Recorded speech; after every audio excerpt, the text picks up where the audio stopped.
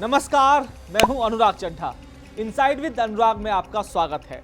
दोस्तों, अब जब नीतीश कुमार राज्यसभा के लिए अपनी तैयारियों में जुट चुके हैं, तो इसके बाद न केवल बिहार की राजनीति में भारी हलचल है, बल्कि जनता दल यूनाइटेड के अंदर भी एक अजीब सा डर और घमासान मचा हुआ है।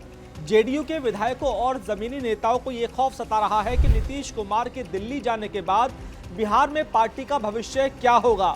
उन्हें डर है कि भाजपा अपने मजबूत संगठन और सत्ता के दम पर कहीं जेडीयू को पूरी तरह से निगल ना ले।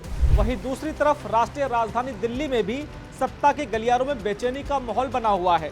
केंद्र सरकार के कई मौजूदा मंत्रियों की रातों की नींद उड़ चुकी है, क्योंकि उन्हें इस बात का एहसास हो गया है कि अगर नीतीश कुमार जैसे कद्दावर नेता को केंद्रीय मंत्रिमंडल में शामिल किया जाता है तो निश्चित रूप से किसी न किसी बड़े मंत्री का मंत्रालय छिनेगा या फिर उनका कद छोटा किया जाएगा।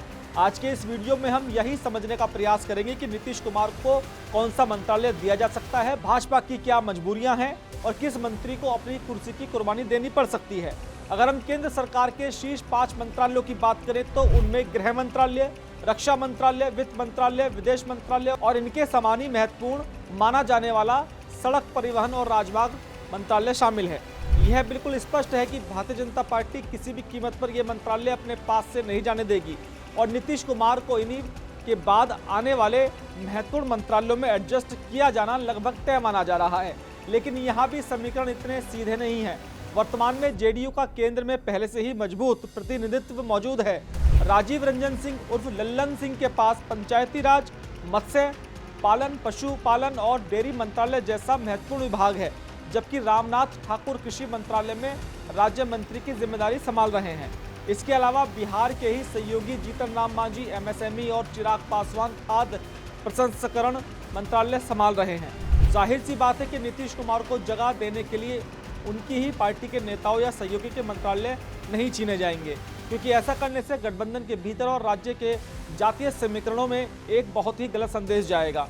नीतीश कुमार को जो भी पद मिलेगा वह सीधे तौर पर भाजपा के कोटे से ही काट कर दिया जाएगा, और वह भी ऐसा मंत्रालय होना चाहिए जो उनके राजनीतिक कद, उनकी प्रशासनिक छवि और उनके अब तक के सुशासन वाले ट्रैक रिकॉर्ड से पूरी तरह से मेल खाता हो। इन तमाम मापदंडों और वर्तमान राजनीतिक परिस्थितियों को ध्यान में रखते हुए जिस मंत्रालय का नाम सबसे ज्यादा चर्चा में है वो है रेल मंत्रालय। नीतीश कुमार अटल बिहारी वाजपेयी की सरकार में एक बेहद दिलचस्प सफल रेल मंत्री रह चुके हैं। उस दौर में उनके द्वारा किए गए रेल सुधार, टिकट बुकिंग प्रणाली में बदलाव और सुरक्षा के उपाय आज भी याद किए जाते हैं। वर्तमान में रेल मंत्रालय अश्विनी वैष्णव के पास है, जिनके पास सूचना एवं प्रसारण और सूचना प्रौद्योगिकी जैसे 2 बेहद भारी भरकम और महत्वपूर्ण मंत्रालय भी हैं। अश्विनी वैष्णव प्रधानमंत्री के बेहद भरोसेमंद और एक टेक्नोक्रेट नेता हैं। 2024 में जब मोदी कैबिनेट 3.0 बन रही थी, तब भी यह चर्चा जोरों पर थी कि जेडीयू ने 3 अहम मंत्रालयों की मांग की थी। सूत्रों के मुताबिक नीतीश कुमार की नजरें रेल, कृषि और वित्त मंत्रालय पर थी, जिसमें रेल मंत्रालय उनकी सबसे बड़ी प्राथमिकता में शामिल थी। ऐसे में रेल मंत्रालय में एक बार फिर नीतीश कुमार की वापसी हो सकती है। अगर यह पद अश्विनी वैष्णव से लिया जाता है तो सरकार की ओर से यह तर्क दिया जा सकता है कि भारत को आगामी वर्षों में एआई और सेमीकंडक्टर हब बनाने के लिए सूचना प्रौद्योगिकी मंत्रालय पर फोकस करना मुख्य प्राथमिकता होगी। इसलिए अश्विनी वैष्णव का भार कम किया जा रहा है। इस तरह से वैष्णव का सम्मान भी बरकरार रहेगा और नीतीश कुमार को रेल मंत्रालय सौंपकर उन्हें वह रुतबा भी मिल जाएगा जिसके वे असल हकदार हैं। रेल मंत्रालय के अलावा जिस दूसरे बड़े विकल्प पर अंदर खाने सबसे ज्यादा मंथन चल रहा है वो है कृषि एवं किसान कल्याण तथा ग्रामीण विकास मंत्रालय। नीतीश कुमार की ओर से दूसरी सबसे बड़ी मांग हमेशा से कृषि मंत्रालय रही है, लेकिन यहाँ का राजनीतिक पेच बहुत ही उलझा हुआ है। फिलहाल ये दोनों विशाल मंत्रालय मध्य प्रदेश के पूर्व मुख्यमंत्री शिवराज सिंह चौहान के पास हैं। शिवराज सिंह चौहान कोई साधारण मंत्री नहीं है, वे एक प्रचंड जनाधार वाले कद्दावर नेता हैं, जिन्होंने मध्य प्रदेश में भाजपा को कई बार बंपर जीत दिलाई है और जिन्हें राष्ट्रीय स्वयं सेवक संघ का भरपूर समर्थन है और बेहद वो मजबूत भी माने जाते हैं। शिवराज को कमजोर करना या उनसे उनका प्रमुख मंत्रालय छीनना भाजपा आला कमान के लिए बहुत बड़ा जोखिम साबित हो सकता है। ऐसे में अगर नीतीश कुमार को इस क्षेत्र में लाना ही पड़ा तो इन मंत्रालयों का बहुत ही चतुराई से बंटवारा किया जा सकता है। उदाहरण के लिए शिवराज सिंह चौहान के पास कृषि मंत्रालय जस का तस बरकरार रखा जाए ताकि उनकी किसान नेता की छवि पर कोई आंच ना आए और ग्रामीण विकास मंत्रालय को अलग करके नीतीश कुमार को सौंप दिया जाए।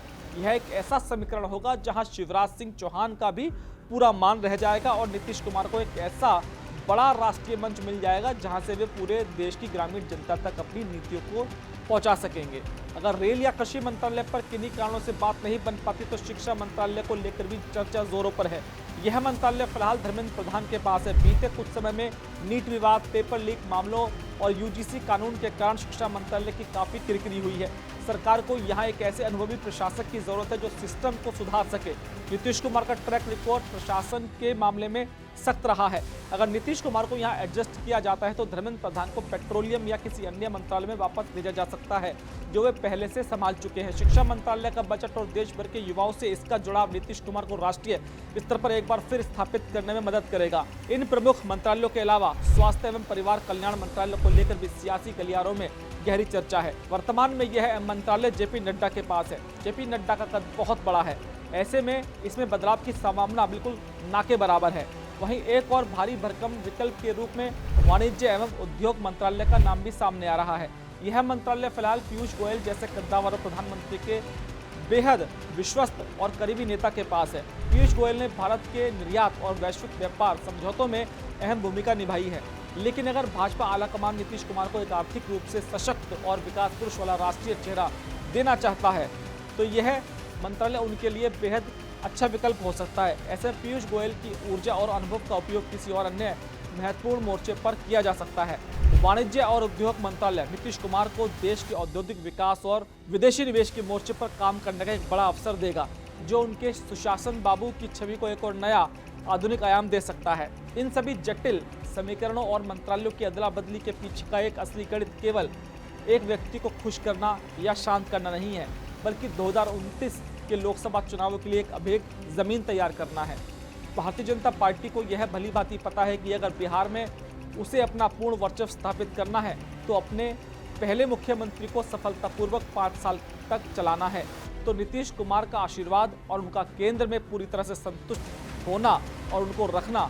यदि नीतीश कुमार को उनकी उम्मीदों और कद के मुताबिक मंत्रालय नहीं मिला तो वे दिल्ली में असहज महसूस करेंगे और कभी भी पटना की राजनीति में दोबारा अपना दखल शुरू कर सकते हैं, जिससे भाजपा के नए मुख्यमंत्री के लिए खुलकर काम करना लगभग असंभव हो जाएगा।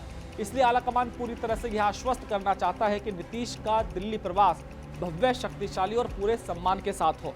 इस पूरे राजनीतिक घटनाक्रम का एक दूसरा पहलू बिहार और जेडीयू के भीतर मची भारी उथल पुथल भी है। जब से ये खबर बाहर आई है कि नीतीश कुमार राज्य की राजनीति छोड़ रहे हैं, जेडीयू के विधायकों और मंत्रियों में हड़कंप मचा हुआ है। सबको अपने राजनीतिक भविष्य की चिंता सता रही है। बिहार के नेताओं को लग रहा है कि नीतीश के जाने के बाद पार्टी टूट सकती है या फिर भाजपा हावी हो जाएगी। इसी बवाल को शांत करने के लिए चर्चा तो यहाँ तक है कि नीतीश कुमार ने अपनी पार्टी के नेताओं को यह ठोस आश्वासन दिया है कि वे केंद्र में कोई छोटा मोटा पद नहीं बल्कि एक बहुत ही अहम और शक्तिशाली पद संभालने जा रहे हैं। इसी भरोसे ने फिलहाल जेडीयू में बगावत को थाम रखा है। नीतीश कुमार का केंद्र में आना भाजपा के लिए दोधारी तलवार है। एक तरफ भाजपा को अपने मौजूदा कद्दावर मंत्रियों के पर कतरने पड़ेंगे जिससे पार्टी के अंदर असंतोष पनप सकता है। दूसरी तरफ अगर नीतीश कुमार को उनकी पसंद का मंत्रालय नहीं दिया गया तो गठबंधन में खटास आ सकती है। ऐसे में बिहार से नीतीश के एग्जिट को और केंद्र में उनकी एंट्री को भाजपा कैसे मैनेज करती है, ये देखने वाली बात होगी। दोस्तों, मेरा ये विश्लेषण आपको कैसा लगा कमेंट बॉक्स में ज़रूर लिखकर बताइएगा। साथ ही साथ मेरे चैनल को सब्सक्राइब करना बिल्कुल मत भूलिएगा। तो आपसे मुलाकात होगी किसी दूसरी खबर के साथ। नमस्कार।